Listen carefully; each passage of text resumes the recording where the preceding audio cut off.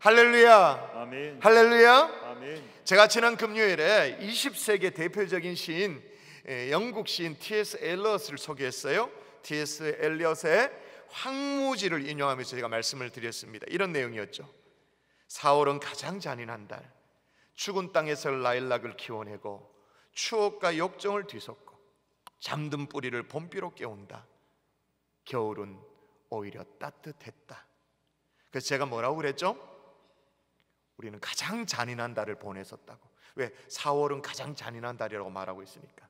4월 지금 생각해봐도 정말 끔찍한 한 달이었죠. 그죠? 또 한편으로 이 문학 작품 가운데 4월뿐만 아니라 5월을 노래하는 작품도 있습니다. T.S. 엘리엇이 영국 시인 외국 사람이었다면 이 영국 사람 외국 사람은 4월을 가장 잔인한 달이었다고 그렇게 혹평을 했다면 5월을 노래한 작가가 있습니다. 한국 사람입니다. 2007년에 작고한 들어보셨을 거예요. 피천득님이 5월을 노래했죠. 기억나세요? 피천득님. 한국 문학사에 길이 남을 만한 그런 작가죠. 수필가입니다. 제가 이렇게 칭송을 한들 무슨 소용이, 작품으로 말해야 되죠. 여러분 아세요? 아사코라고. 학창 시절에 우리가 교과서에서 정말로 애틋한 마음으로 수필을 읽었었잖아요. 인연이라는 그 일본 여학생 아사코와 그 엇갈린 운명, 이루지 못하는 사랑을 다루고 있는 그런 인연이라는 작품, 이게 국민 수필이 되어져서 피천득 어떤 그런 영향력이 있게 되어졌죠. 지금도 그 인연이라는 작품의 마지막 문장은 진짜 애잔합니다. 제가 한번 소개해 볼게요. 이 애잔함이 진짜 느껴져야 되는데 우리 딸내미가 그러더라고요. 아빠가 읽으면 절대 안 애잔하다고.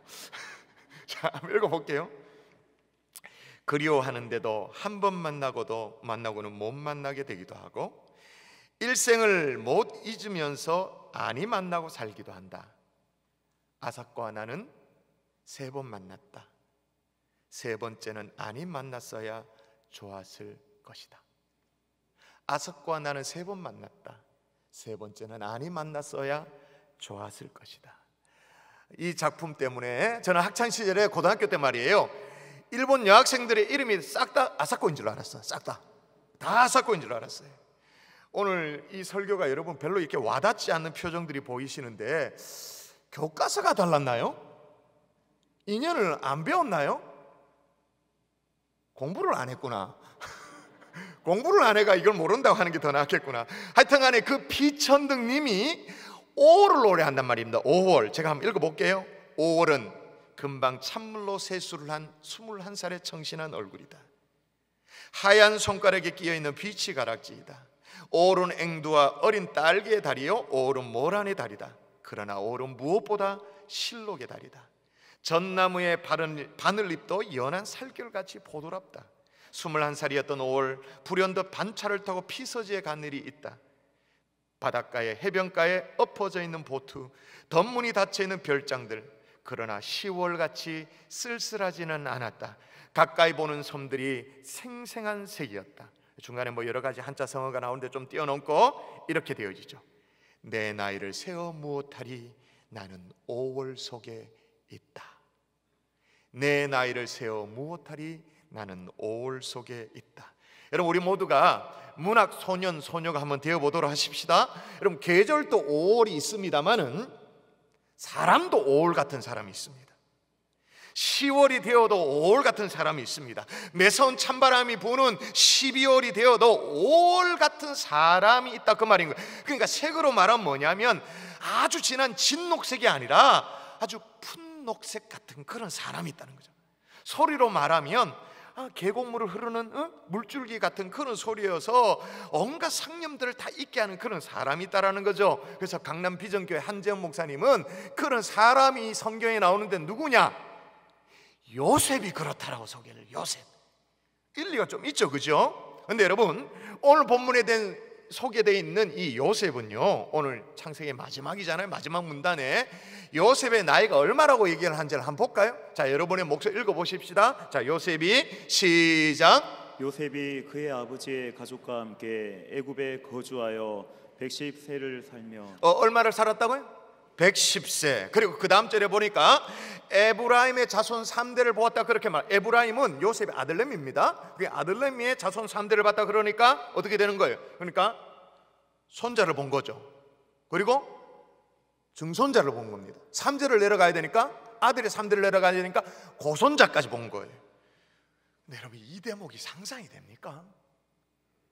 요셉이 고손자까지 지금 거느리고 있는 할아버지다. 허리는 꾸부정한 이 110세에 지금 할아버지가 돼 있다. 이게 상상이 되냐는 거예요. 여러분, 우리가 주로 기억하는 요셉은요, 언제나 청년이잖아요. 그렇죠? 우린 뇌리 속에 있는 요셉은 아버지의 사랑을 듬뿍 받아가지고 야곱으로부터 채색옷 지어받아가지고 요즘 말로 말하면 명품 옷을 딱 입고 멋진 아주 청년의 모습이잖아요. 그리고 또 형들의 시기 질투를 받아가지고 애굽에 팔려갔을 때도 애굽의 친위대장 보디발의 집에 팔려갔을 때 말이에요, 그 보디발의 집에 어이구 그 아줌마 있었잖아. 아줌마, 그 보디발의 아내가 이 요셉을 보고는 완전 뭐예요? 막 요즘 드라마 보면서 요즘 중년 아줌마들이 그런다면 우와, 안구 정화를 느낀다고, 막 너무 잘생겨가지고 안구 정화를 느낄 정도로 좋아서 어쩔 줄을 모르는 거예요. 막 가슴이 설레는 거예요. 그래서 끊임없이 이 아줌마가 구애를 할 정도로 훈남의 청년이었잖아요.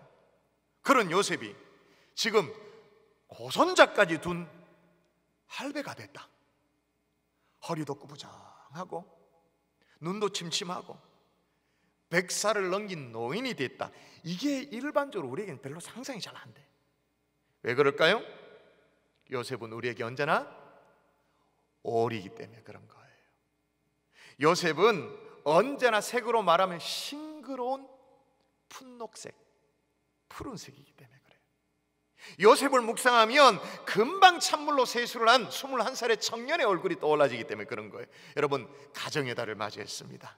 이 자리에 계신 부모님들이요, 여러분이 여러분의 자녀에게 어떻게 기억되기를 원하십니까? 우리 아버지 우리 엄마 떡 생각나면 아이고 노인네 이래 생각나기를 원하십니까?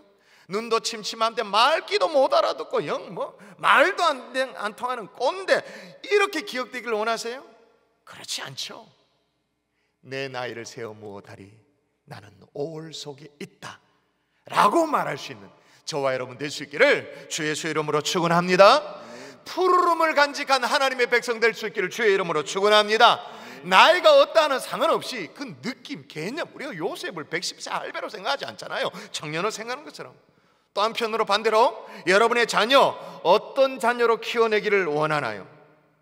요셉과 같은 준수한 청년으로. 생각할 때마다 푸르름이 생각나고 지는 낙엽이 아니라 완전 지금 돋는 어떤 새싹이 생각나지는, 금방 찬물로 세수를 한 21살의 청년의 얼굴이 떠올라지는 그런 자녀들로 교육할 수 있는 하나님의 종 될 수 있기를 주의 이름으로 축원합니다. 아멘이십니까? 그래서 오늘 이 5월 가정의 달을 맞이해서 나는 5월 속에 있다라는 제목의 말씀을 가지고 나눌 텐데, 어떻게 하면 5월의 사람이 될 수 있는가? 따라 하십시다. 비전의 사람이 되라. 비전의 사람이 되라. 한 번 더, 비전의 사람이 되라. 비전의 사람이 되라. 요셉은 평생 비전으로 가득한 인생을 살았어요. 꿈의 사람이었어요. 채색 옷을 입고 형들의 시기를 받아가지고 팔려갈 때도 사실은 뭐 때문에 팔려갔냐? 그의 꿈 때문에 그래요. 성경에 나오잖아요. 자, 요셉이 꿈을 꾸고 자기 형들에게 말하며 그들이 그를 더욱 미워하였더라. 그러니까 요셉은 어떤 사람이냐? 핍박받는 꿈의 사람이었던 거죠. 핍박받는 꿈의 사람. 그래서 주변에 시기가 있다 할지라도, 질투가 있다 할지라도 꿈을 쫓아 사는 꿈쟁이의 삶을 선택했던 거예요. 제가 성경을 잘 모를 때는요, 요셉의 이런 삶을 보고는 이렇게 생각했어요. 야, 참 요셉 디기 눈치도 없다. 야, 어떻게 그렇게 눈치가 없냐? 주변의 사람들이 다 싫어한다는 걸 모르나? 자꾸 꿈 얘기를 자꾸 하게. 보세요, 성경에 진짜 그래 나오거든요. 요셉이 그들에게 이르되 청하건대, 청해서 내가 꾼 꿈을 들으세요. 안 차다가 들으라고 자꾸 얘기하는 거예요. 우리가 밭에서 곡식단을 묶더니 네 단을 일어서고 당신들의 단은 네 단을 둘러서 전하더이다 그렇게 말하는 것. 딱 봐도 이게 무슨 꿈이에요? 요즘 말로 말하면 무슨 꿈이에요? 갑질하는 꿈이잖아요. 갑질하는 꿈. 그것도 동생 주제에 형들에게 갑질하는 꿈 얘기잖아요. 그럼 형들이 열을 받지. 뭐라고 말합니까? 네가 참으로 우리의 왕이 되겠느냐? 참으로 우리를 다스리게 되겠느냐? 열받아서 그렇게 대꾸를 합니다. 아니 실제로 그렇게 꿈을 꿨다 하더라도 말이에요, 아니, 속으로만 갖고 있으면 되잖아요. 눈치를 좀 보고, 그죠? 속으로만 생각하면 되잖아요. 근데 그걸 뭐 반드시 꺼내가지고 그걸 얘기를 또 해. 자, 읽어볼까요? 자, 요셉이 읽습니다. 시작. 요셉이 다시 꿈을 꾸고 그의 형들에게 말하여 이르되 내가 또 꿈을 꾼즉 해와 달과 11별이 내게 절하더이다. 다시 꿈을 또 다시 내가 또 꿈을 꾼 줄 이렇게 말하는 거예요. 자, 그럼 여러분 생각해 보십시다. 요셉이 정말 몰랐을까요? 사람들이 싫어한다는 걸 몰라? 그렇게 말하면 싫어한다는 걸 몰랐을까요? 형제들이 자기를 밥맛으로 생각한다는 걸 몰랐을까요? 그렇게 분위기 파악이 안 돼서 그 눈치 없이 지금 하는 그런 요셉을 저는 처음에 그렇게 생각했다니까요. 부모의 사랑을 독차지하고 살고 아실 거 없이 살고 세상 물정 모르고 그렇게 철딱서니 없이 그렇게 곱게 자라가지고 그렇다라고 그렇게 생각했어요. 그런데 제가 요셉을 연구하면 할수록, 요셉의 전 생애를 살피면 살필수록 요셉이요, 그 정도의 시간이 있었더라고요.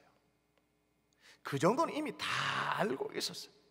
그럼에도 불구하고 왜 그러냐? 요셉은 꿈을 쫓아 사는 사람이었기 때문에 핍박이 오더라도 꿈쟁이의 삶을 사는 그걸 선택했기 때문에, 여러분 실제로 요셉의 삶이 말이에요, 실제 그게 되는데, 요셉이 팔려갈 때 형들이 비아냥거리면서 얘기는 했습니다만 요셉의 삶이 그렇게 실제로 그렇게 됩니다. 형들이 뭐라고 말합니까? 자 읽어볼게요. 그들이 요셉을 멀리서 보고 죽이기를 꾀하여 서로 이르되 꿈꾸는 자가 오는도다.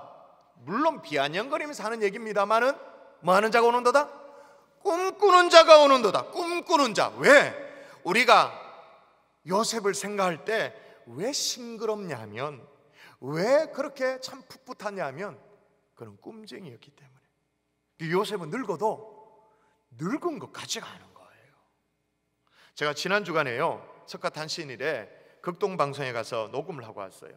본 개편에 출연해달라 그래가지고 이제 방송 분량을 녹음하고 왔는데 PD랑 만나서 또 지사장 만나서 이런저런 얘기를 하고 교회 소개도 하고 근황도 함께 나누고 그렇게 이제 쭉 하다가 이제 담당하는 PD가 교회 사역 얘기도 쫙 하니까 은근슬쩍 제 나이가 좀 궁금했던 것 같아요. 그런 느낌이 와요. 그래가지고 제가 제 나이를 얘기를 해줬어요. 그랬더니 깜짝 놀라는 거예요.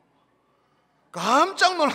와 목사님, 그럼 목사님 속에 사역의 내공이 상당하신 거네요. 그러는 거예요. 그 말은 뒤집어 뭐죠? 늙어 보인다 그 말인 거잖아요. 겉으로는 되게 늙어 보인다 그 말인 거잖아요. 그날 제가 얼마나 스포티하게 입고 갔는데, 공휴일이라고 내가 얼마나 캐주얼하게 입고 갔는데, 그럼에도 불구하고 우와 목사님 사역의 내공이 상당하신. 근데 반면에 말이에요, 제 주변에 나이가 들어도 늙은 것 같지 않는 분이 있어요. 목사님 가운데 지구촌교회 원로 목사님 이동훈 목사님. 저는 그분을 뵐 때마다 원로 목사님으로 느껴지지가 않아요. 어떤 한 가정의 할아버지로 느껴지지가 않아. 병약한 노인으로, 이분도 지병이 있어서 약을 드시거든요. 병약한 노인으로 생각나지 않아요. 청년이 생각나는 거예요. 왜 그러냐? 이도훈 목사님께서 미국 워싱턴에 계실 때 사역을 힘있게 감당하실 때 하나님 나라의 비전을 품어요. 그래서 한인 디아스포라 다음 세대를 키워야 된다, 양육해야 된다, 조국의 미래를 책임질 일꾼을 양성해야 된다. 그래서 학문과 신앙, 이걸 겸비한 크리스찬 지도자를 이렇게 세워야 된다는 비전을 품어요. 그래서 홍정길 목사님하고 1986년도에 국제복음주의 학생연합회를 조직합니다. 이제 지금의 그 영어 이니셜을 따서 쭉 말하면 코스타죠. 저도 한 번씩 코스타 집회를 섬기고 오잖아요. 지금도 코스타 집회에 가면 여러 가지 분위기가 느껴지잖아요. 곳곳에 그분의 어떤 기백이 녹아져 있어요. 청년의 기백, 언제나 꿈으로 가득한 그 기백이 곳곳에 녹아져 있어요. 자, 요셉도 보십시오. 오늘 본문에 보면 세상을 떠납니다. 이제 곧 떠납니다. 유언을 남기는 거예요. 자, 보세요. 요셉이 그의 형제들에게 이르되 나는 죽을 것이나, 지금 유언을 남기는 거거든요. 그럼에도 불구하고 지금 무슨 얘기를 하는지 보십시오. 자, 24절을 통으로 여러분이 한번 읽어보십시다. 자, 유언을 남기는데, 자, 시작. 요셉이 그의 형제들에게 이르되 나는 죽을 것이나 하나님이 당신들을 돌보시고 당신들을 이 땅에서 인도하여 내사 아브라함과 이삭과 야곱에게 맹세하신 땅에 이르게 하시리라 하고. 자, 이건 무슨 얘기예요? 또다시 꿈 얘기를 하는 거예요. 하나님이 당신들을 돌보시고 당신들을 이 땅에서 인도하여, 여기서 말하는 이 땅은 어디예요? 이 땅, 애굽이죠. 그죠? 요셉 때문에 가나안에 있다가 가나안이 기근이 들어가지고 먼저 요셉이 가고 총리 대신으로 자리를 잡고 가족들 불렀잖아요. 이 땅, 애굽을 얘기하는 거죠. 그 다음에 이 땅에서 인도하여 내사 아브라함과 이삭과 야곱에게 맹세하신 땅에, 그럼 이 땅은 어떤 땅이에요? 가나안 땅. 그러니까 뭐예요? 애굽 땅에서 인도하여 내어 가나안 땅을 허락하실 거라는 하나님의 비전을 선포하고 있는 거예요. 그러므로 여러분, 그 비전, 요셉의 꿈을 이루어가는 게 뭐죠? 지금 창세기 마지막이 요셉 장례 치른 걸로 마무리되어집니다. 그래서 마지막 절, 창세기 제일 마지막 절이 뭐예요? 염했더라는 거지, 그죠? 애굽에 입관하였더라 끝납니다. 그러면 그 요셉의 비전, 다시 가나안 땅을 허락한다라는 요셉의 비전을 이루어가는 게 뭐예요? 그게 출애굽기. 그러니까 창세기는 요셉의 꿈으로 마무리가 되어지고 그 꿈을 성취하는 것이 그게 출애굽기인 거예요. 심지어 죽음마저도 그의 꿈을 막지를 못했던 거죠. 여러분, 물어보십시다. 하나님이 주신 꿈을, 비전을 선포하는 사람입니까? 아니면 낙심을 선포하는 사람입니까? 하나님의 꿈을 쫓아 소망을 고백하며 사는 사람입니까? 아니면 내 속에 있는 염려, 걱정, 근심, 그런 것들을 고백하는 사람입니까? 여러분, 여러분의 자녀에게 금방 찬물로 세수를 한 것 같은 21살 청년의 얼굴로 여러분이 기억되어질 수 있기를 주의 이름으로 축원합니다. 비전의 사람이 될 수 있기를 바랍니다. 그 나이가 많든 적든 상관이 없어요. 100세가 넘어도 괜찮다니까요. 110세도 괜찮단 말이에요. 형편이 어떠든 상관없이 하나님의 꿈을 쫓는 꿈쟁이가 될 수 있기를 주의 이름으로 축원합니다. 두 번째 따라 하십시다. 기억의 사람이 되라. 기억의 사람이 되라. 한 번 더, 기억의 사람이 되라. 기억의 사람이 되라. 요셉이 출애굽의 비전을 선포를 하고 그 다음에 명령하는 게 있습니다.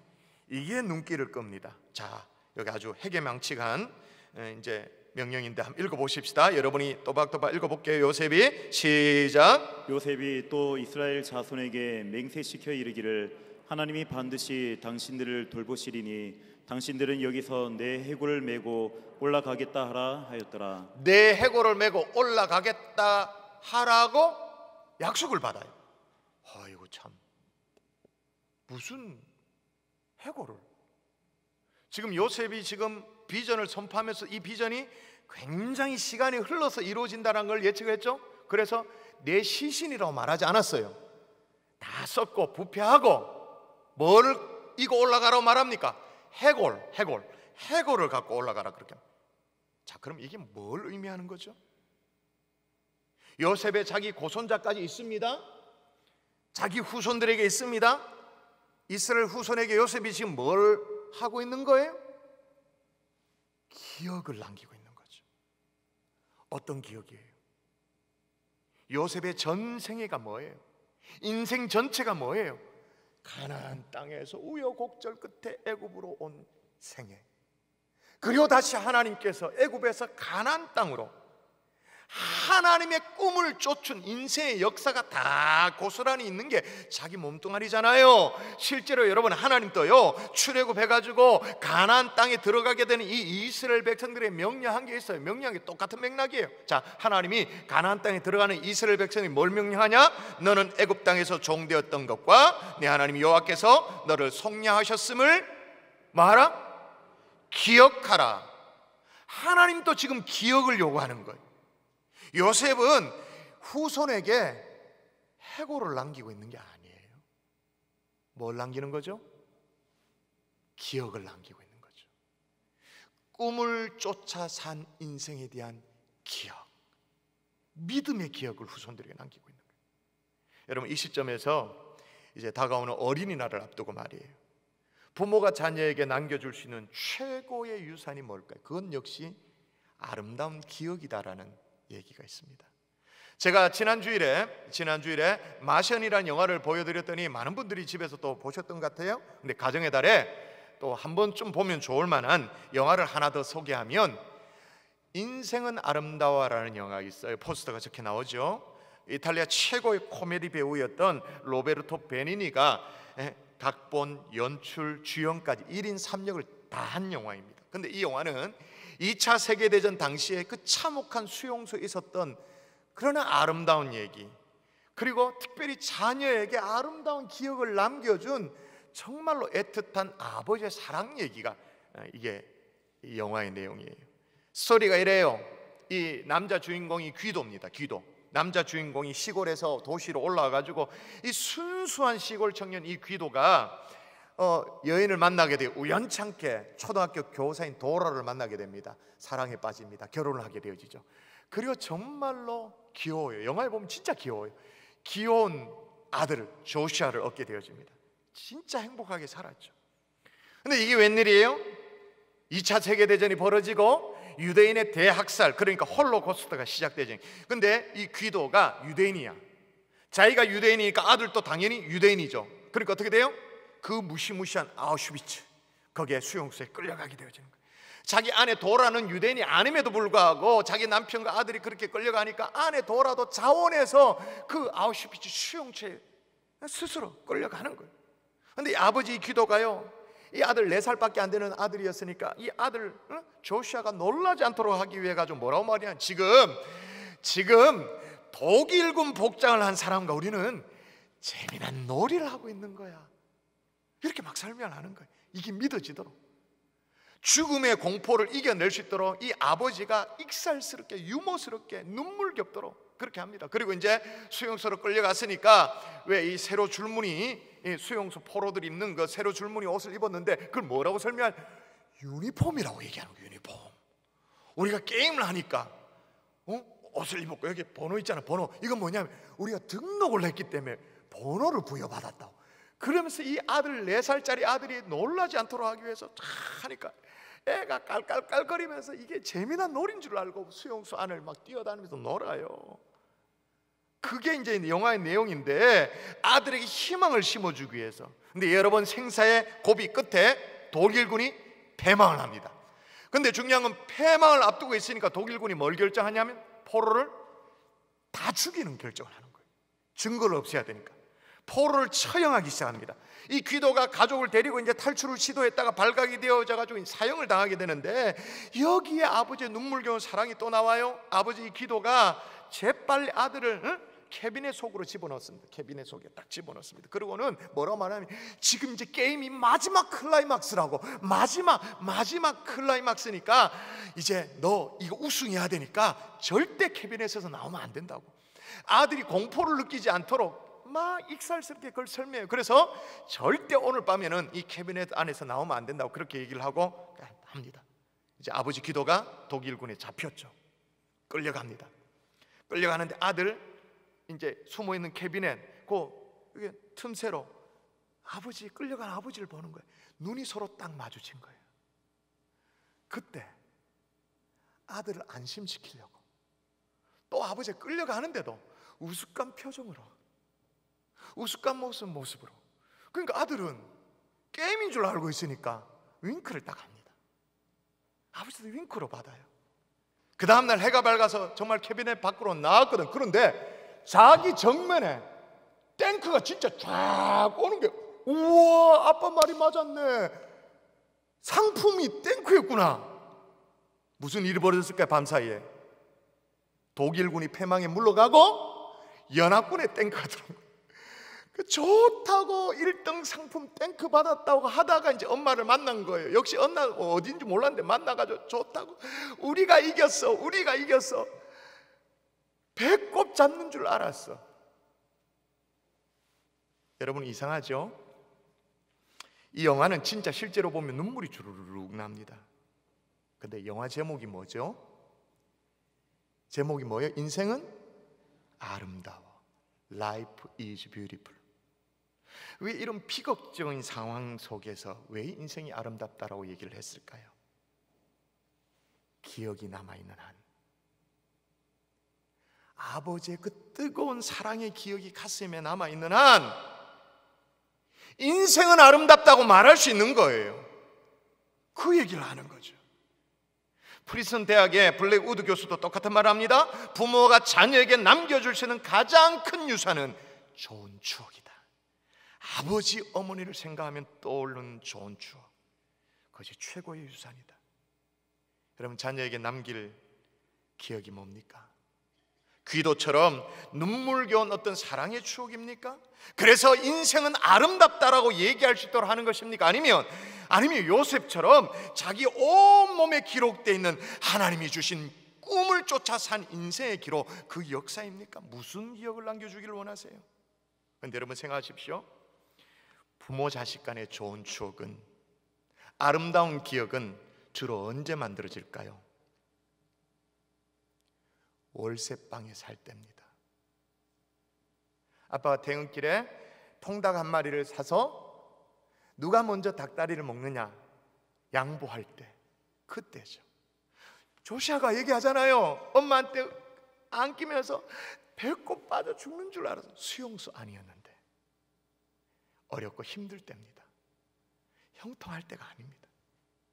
금융위기를 능가하는 이 코로나의 경제 위기 상황 속에서, 극단적이지만 아우슈비츠 수용소에서 이때 애틋한 기억이 남는 거죠. 아름다운 추억이 남는 거예요. 여러분 최근에 여러분이 자녀들에게 어떤 기억들을 지금 물려주고 계십니까? 막 안절부절 못해가 막 안절부절 못하는 부모의 기억이에요? 패닉한 그런 부모의 기억이에요? 아니면 그럼에도 불구하고 당당하게 신실한 믿음으로 살아내는 부모에 대한 기억입니까? 어떤 겁니까? 말씀의 결론을 맺겠습니다. 시간이 흘렀습니다. 400년이 지났습니다. 요셉의 꿈, 요셉의 비전, 요셉이 후손에게 물려주기를 원한 그 기억, 400년 후에 어떻게 되어지는가? 이스라엘 자손이 어떻게 했다고 말하는가? 이제 출애굽기로 넘어가야겠죠? 출애굽기 13장 19절 읽어볼까요? 같이 시작. 모세가 요셉의 유고를 가졌으니 이는 요셉이 이스라엘 자손으로 단단히 맹세하게 하여 이르기를 하나님이 반드시 너희를 찾아오시리니 너희는 내 유고를 여기서 가지고 나가라 하였음이더라. 아멘. 요셉의 해골을 메고 출애굽하는 이 대장정을 한번 생각해 보십시오. 이 장엄한 광경을 한번 눈에 한번 그려 보십시오. 약속의 땅 가나안 땅을 향해 이스라엘 백성들 200만 명 이제 갑니다. 그 장엄한 이스라엘의 대열, 가나안을 향해 나아갑니다. 근데 여러분, 이스라엘 백성들 인도한 것은 지도자 모세가 인도한 것도 맞습니다만은 요셉의 유골이 인도하는 거죠. 요셉의 해골이 아닙니다. 요셉의 꿈이, 요셉의 비전이, 400년이 지난 요셉의 꿈이 이스라엘 백성들을 이끌고 있는 거예요.